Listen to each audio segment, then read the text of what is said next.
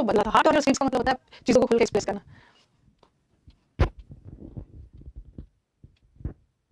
ये तो बहुत वेरी वेरी इंपॉर्टेंट है, वेरी वेरी वन एग्जाम का favourite at once bits in. कौन है भाई, you haven't completed your infinitive class, मैंने सब कंप्लीट कर दिया है, जाके टेलीग्राम पे पूछो, यहाँ मत पूछो। हाँ बिट्स, देखो बिट का मतलब होता है ना, बिट का मतलब होता है जैसे बोलते हैं वेरी बिटी पर्सन, बिटी मतलब हाजिर जवाबी, जैसे Birbal, Birbal was a very बिटी पर्सन, बिरबल बिट का मतलब होता है इंटेलिजेंस, वो बहुत इंटेलिजेंट है, मतलब बहुत क्लेवर है, इसमें बहुत समझदारी और चालाकी क्लेवर है। लेकिन आपका आपका जो इंटेलिजेंस है, बिट्स का मतलब होता है बहुत इंटेलिजेंट, आपके पास बिट्स है बिटी पर्सन, और आपका बिट एंड हो गया, सारी समझदारी एंड वगैरह हो गई है, इसका मतलब क्या हो गया, कंफ्यूज हो गया। एट वंस बिट्स का मतलब होता है कंफ्यूज होना, पजल्ड होना, परप्लेक्स होना, परप्लेक्स का मतलब ये होता है कंफ्यूज होना। ठीक है, एक बार आप बैंक बैंक आपको कुछ कंफ्यूजन है, इन्फिनिटी वगैरह सब हो गया, आप एक बार टेलीग्राम पे जाके ना, अगर आप यूसलैब बैच में हो, अतिवर बैच में, तो टेलीग्राम से बच्चों से बात करिए, उससे आप कंफ्यूज हो गए, आप समझ में नहीं आ रहा क्या करना है, मेरे को कंफ्यूज का अच्छा वर्ड बताओ। पजल हो गया बच्चा, ठीक है, पजल का मतलब ये होता है कंफ्यूज, अच्छा बताओ, क्योंकि एग्जाम में बहुत आता है। और अच्छा वर्ड बताइए, बैफल्ड, बफलो, ये जो भैंस होते हैं ना रास्ते में चलते रहते, गाड़ी का हॉर्न देंगे, वो कंफ्यूज रहते हैं किससे जाए, बफल बैफल्ड हो जाता है। फ्लामोक्स भी तो बताया है, फ्लामोक्स। और अनअकैडमी क्लास का एडमिशन लेके बच्चा 9+ हो गया, इतने सारे बच्चे से कि कंफ्यूज हो गया, फिर मैंने आपको वो भी बताया कौन फाउंड किया, उसको समझ में नहीं आ रहा था, वो कंफ्यूज था। ये सारे कंफ्यूज के सिनोनिम्स बीपीएससी में ये फ्रेज आया था, ये आता है विद सेंड वाला, दूसरी वेरी वेरी इंपॉर्टेंट लिखिए। परटर्ब नहीं हुआ, परटर्ब का मतलब होता है डिस्टर्ब होना, डिस्टर्ब और कंफ्यूज होने में डिफरेंस है। और इसका मैंने यूट्यूब पे बहुत सारे मुहावरे भी करवाए, at sea, at a loss, in a dilemma, बहुत सारा है। Next, all agog, all agog, ये बहुत इंपॉर्टेंट है, कोनैड्रम में रहना।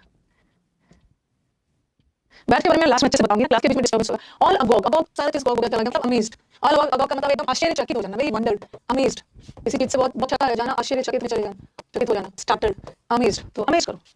नेक्स्ट, एक्लीज हील, ये भी एग्जाम में बहुत बार आता है।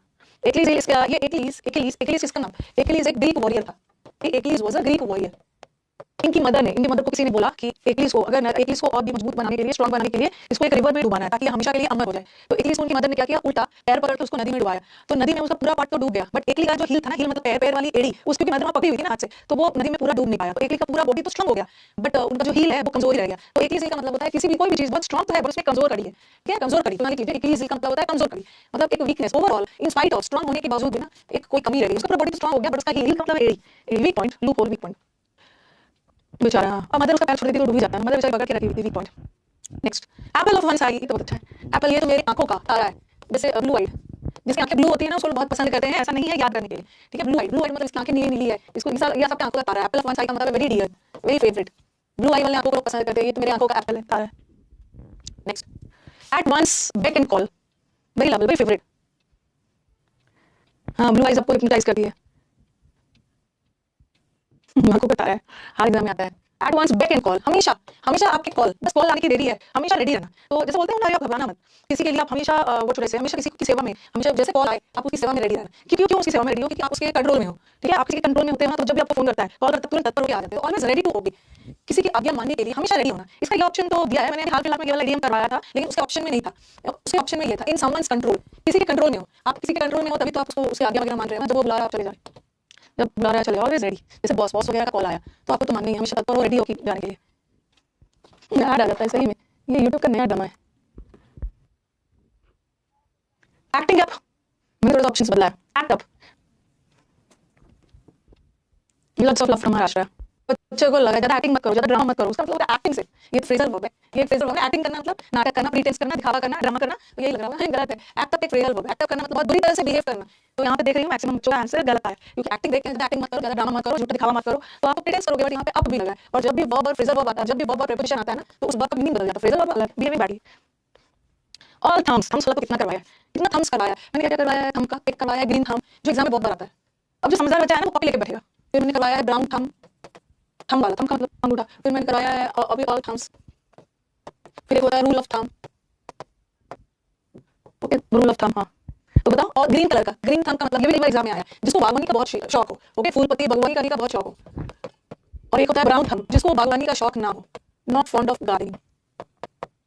अच्छा, ऑल थम्स का मतलब होता है बेढंगा, क्लमजी, क्लमजी क्लमजी, क्या क्लमजी। देखो हमारे 5 उंगली है, और पांचों का ना अपना अपना इंपॉर्टेंस है ना, थंब का अलग इंपॉर्टेंस है, इस उंगली का अलग इंपॉर्टेंस है, इसका अलग है, इसका अलग है। अगर सारी हमारी सारी उंगलियां थंब में बदल जाए, सारी उंगलियां अंगूठा टाइप से हो जाए, तो हमें काम आसानी से काम नहीं कर पाएंगे, ठीक है, क्योंकि हर उंगली का अपना इंपॉर्टेंस। अगर सारा उंगली थंब में बदल जाए, अंगूठे की तरह हो जाए, तो हम बेढंगे तरीके से काम करेंगे, वेरी ऑकवर्ड, वेरी क्लमजी, हाथ का मूवमेंट भी अच्छे तरीके से नहीं हो पाएगा। तो ऑल थम्स का मतलब होता है बेढंगे तरीके से काम करना। और रूल ऑफ थंब क्या होता है, पीडीएफ मिल जाए, पीडीएफ मिल जाए। Rule of thumb, rule of thumb का मतलब होता है ना एक जनरल रूल, जिसको सब लोग, रूल बेस्ड ऑन प्रिंसिपल्स, हो सकता है कि वो रूल बहुत ज्यादा अप्रोप्रिएट नहीं है, बट वो एक जनरल रूल है जिसको सब लोग मानते हैं, ओके, जिसको सब लोग मानते हैं, पीडीएफ मिल जाएगा उसका। ओके, एक जनरल रूल जिसको सब लोग मानते हैं। तो क्लमजी लिख लो, क्लमजी मतलब बेढंगा, वेरी ऑकवर्ड, सारा अंगूठा अंगूठा में बदल जाए तो काम ठीक से नहीं करता है बेढंगे तरीके से। ठीक है, आपने पढ़ा ना बुलिंग चाइना शॉप। अब बुलिंग चाइना शॉप का मतलब होता है बेढंगे तरीके से काम करना। ठीक है, next one, all our might and main, एक general rule. This is the first class of A to Z idioms.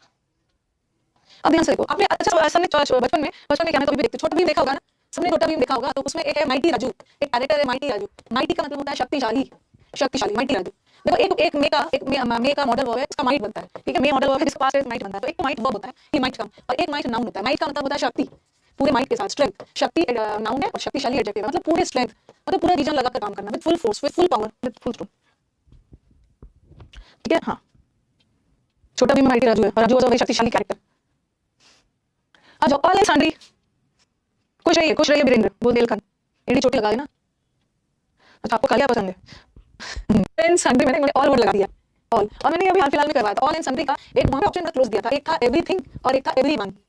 ये एवरीवन यहाँ पे ऑप्शन बड़ा अच्छा डाला, आराम से आप फाड़ लोगे, पर उस एग्जाम में ऑप्शन बहुत क्लोज थे। ऑल का मतलब है सभी, तो ये तो सभी चीजों के लिए, सभी लोगों के लिए, लेकिन ऑल एंड सन्ड्री का मतलब होता है सभी लोग, एवरीवन, बिना भेदभाव किए सब को शामिल। All moonshine, all moonshine,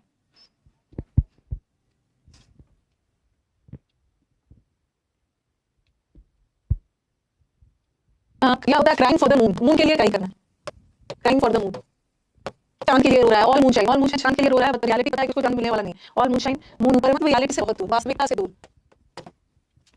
next, assume airs, assume airs, ये जब मैंने आपको नाउन चैप्टर पढ़ाया था उसमें पढ़ाया था एयर। एयर का मतलब है हवा। ठीक है, एयर का मतलब है हवा, और हवा का प्लूरल तो होता है कि हवा अनकाउंटेबल है, लेकिन जब इसका प्लूरल बनता है इसका मीनिंग चेंज हो जाता है। एयर का मतलब होता है एरोगेंस, आजकल वो बहुत हवा में उड़ रही है, बहुत हवा में उड़ रही है, मतलब उसको बहुत घमंड हो गया। एयर का मतलब है घमंड, अपने आपको सबसे सुपीरियर समझना। हाँ, प्रिटेंड सुपीरियर, अपने आपको सबसे सुपीरियर समझ रही है, अपने आपको सबसे सुपीरियर समझना, घंटी लोग। Next, angle for, angle for to measure the river breadth. देखो, एंगल जब हम बनाते हैं, जैसे ये राइट एंगल है, तो एंगल ऐसा टाइप से टेढ़ा सा बनाते हैं एंगल, चाहे एंगल को ऐसा भी सीधा बनाते हैं, ऐसा टाइप से भी लिखते हैं। तो एंगल फॉर का मतलब है कोई भी चीज डायरेक्टली नहीं करना, या कोई भी चीज डायरेक्टली नहीं मांगना। सर्कमलोक्यूशन, सर्कमलोक्यूशन का मतलब है घुमा फिरा कर, इनडायरेक्ट वे में। एंगल डायरेक्ट नहीं है तो थोड़ा सा टेढ़ा है, डायरेक्ट नहीं, एंगल यहाँ पे पूरा। तो एंगल फॉर का मतलब है कोई भी चीज को डायरेक्टली नहीं मांगना, या डायरेक्टली नहीं पूछना, डायरेक्टली नहीं करना, इनडायरेक्ट, इनडायरेक्ट। जिसका हमने किया था ना, beat around the bush, beat about या बीट अराउंड द बुश, इसका भी मतलब है ये झाड़, बीट अराउंड के ये जो बुश है, झाड़, झाड़ के गोल गोल घूमना, मेन टॉपिक को अवॉइड करना, इनडायरेक्ट वे। दूसरा, all hat and no cattle, all hat and no cattle.